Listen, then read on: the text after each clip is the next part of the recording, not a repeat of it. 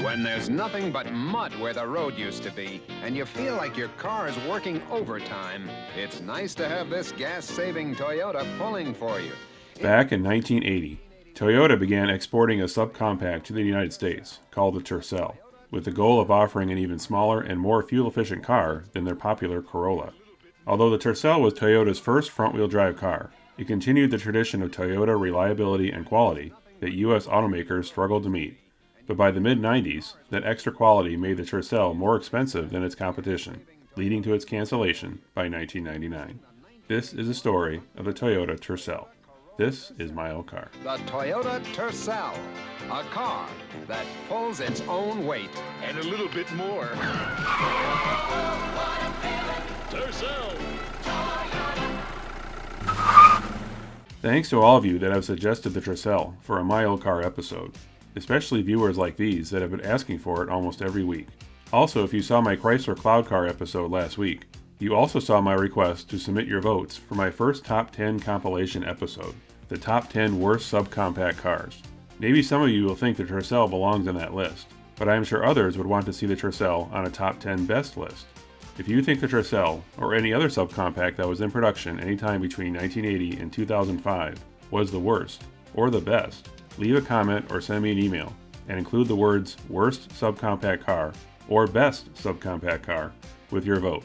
Unlike most other automakers that sell cars in the United States, Toyota has a tradition of naming their cars with words the average American has no idea what they mean, such as the Camry, the Corolla, the Celica, or Celica, depending on what part of the world you're from, A Toyota Celica. and of course, the Tercel. Some may think the names mean something in Japanese, which is true for the Camry, which is derived from the Japanese word for crown. But many other Toyota car names are derived from Latin. In the case of the Tercel, it's been traced to the Latin word tertius, meaning 1/3, because the Tercel car was smaller than Toyota's most popular compact car offering at the time, the Corolla, which is Latin for small crown, aka a smaller Camry.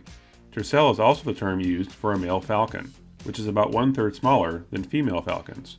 At the time of the Tercel's introduction in Japan in 1978, Toyota also sold a rebadged version called the Corsa, and would later sell it there as the Corolla 2, the different names corresponding to separate dealer networks in Japan back then.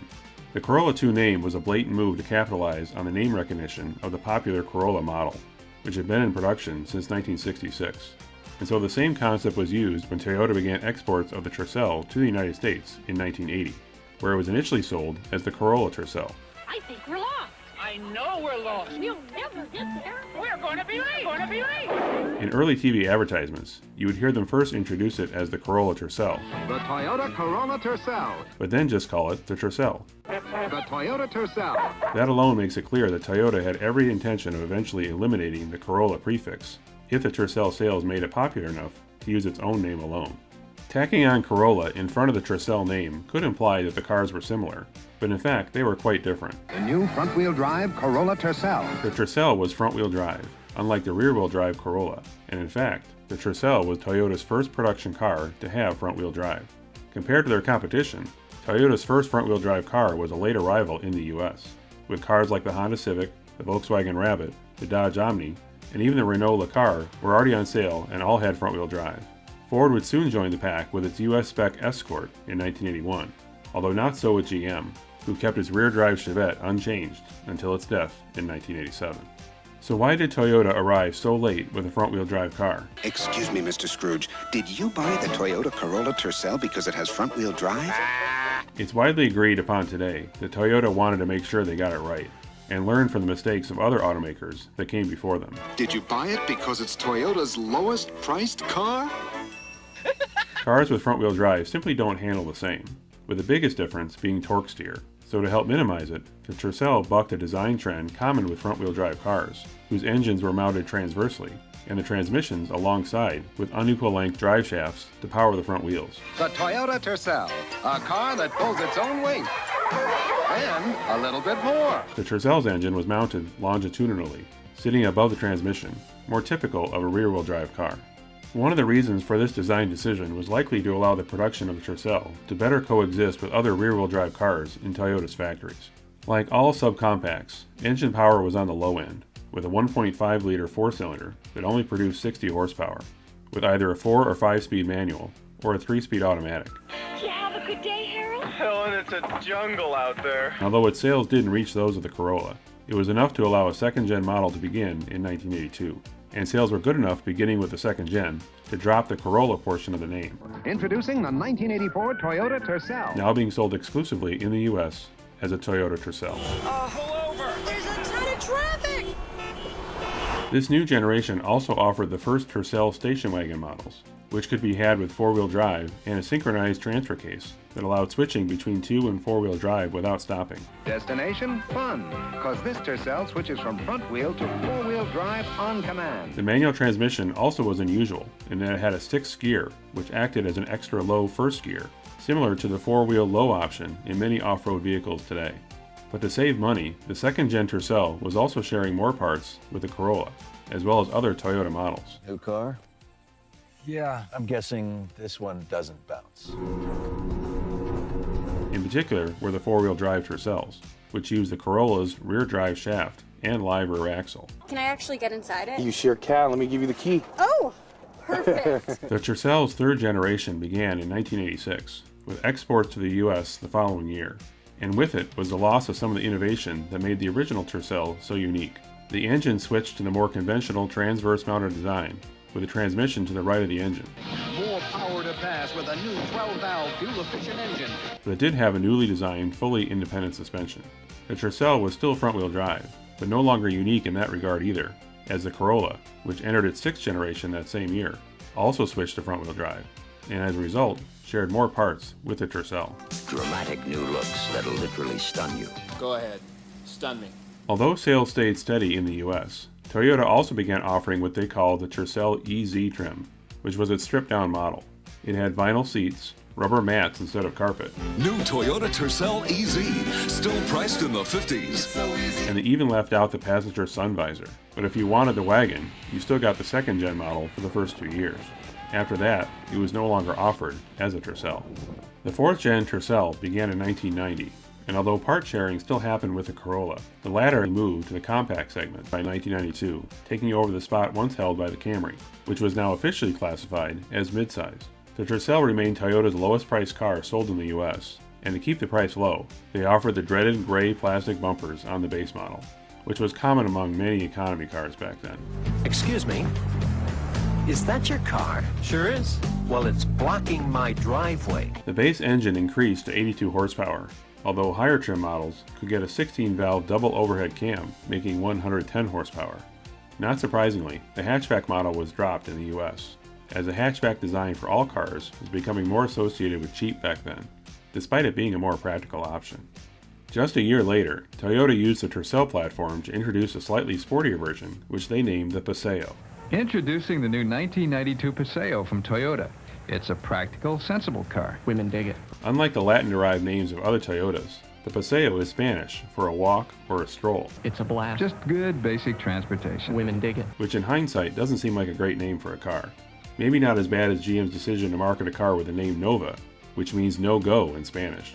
And yet GM brought that name back in the mid-80s on a rebadged Corolla, so maybe a good choice for a future Mile Car episode. The Paseo initially was only offered as a 2-door coupe, but was later offered as a convertible.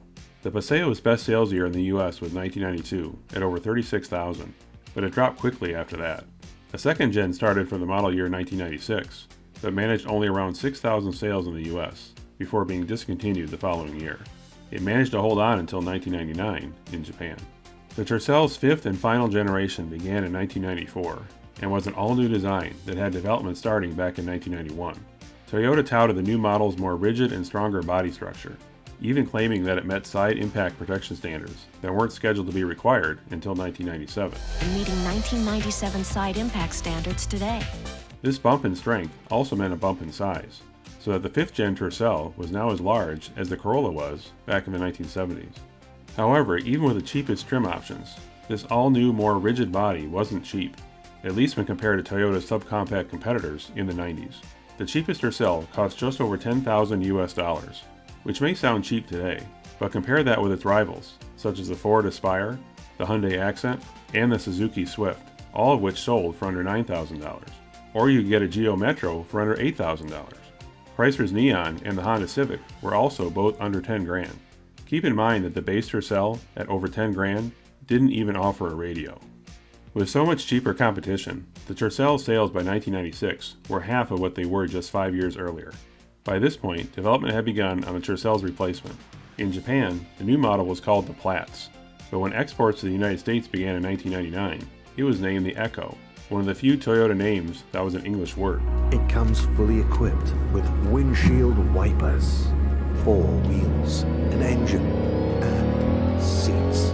In other markets, Toyota sold the same car as the Yaris, a name that would later make its way to the US as the Echo's eventual replacement. The Echo was originally part of a project that Toyota called Project Genesis. Genesis, what's that? Which included the Celica and the MR2 as a trio of cars marketed exclusively to young people. But Project Genesis was a flop and was dropped soon after, and Toyota would later shift their youth-oriented marketing to their new Scion brand. You can learn more about that in my Scion episode. The Echo initially sold much better than the Tercel it replaced, with 50,000 in sales its first year, but sales dropped by 50% just 2 years later. I have to admit I was never a fan of the Echo, as its upright shape, which probably made it more roomy inside, just looked odd. So much headroom, it'll blow your mind. The inside was just as odd, with the gauge cluster set in the center of the dashboard, which probably contributed to the sales drop. Although Toyota offered the same interior layout in its Prius, that was new for 2001. That car's then unique hybrid design was also considered unusual, but in a good way, so for whatever reason its buyers accepted the unconventional dashboard. The Echo's replacement, the Yaris, would become the last subcompact offered by Toyota in the US, although in its final years it wasn't really a Toyota, but instead was a rebadged Mazda 2, and for about a year it was marketed as a Scion, before that division folded in 2016. And they sold as a Toyota in the US until 2020. Although new regulations officially forced its cancellation, slow sales probably would have killed it anyway, making it next to impossible a name like the Tercel will ever return here. But the reuse of the Corolla name continues, with Toyota using that name on a crossover, calling it the Corolla Cross, although something tells me the Corolla Cross isn't nearly as groundbreaking as the original Corolla Tercel was. Introducing the Corolla Tercel, the new Toyota with front-wheel drive. Thanks for watching. If you like this video, click the like button and subscribe to my channel.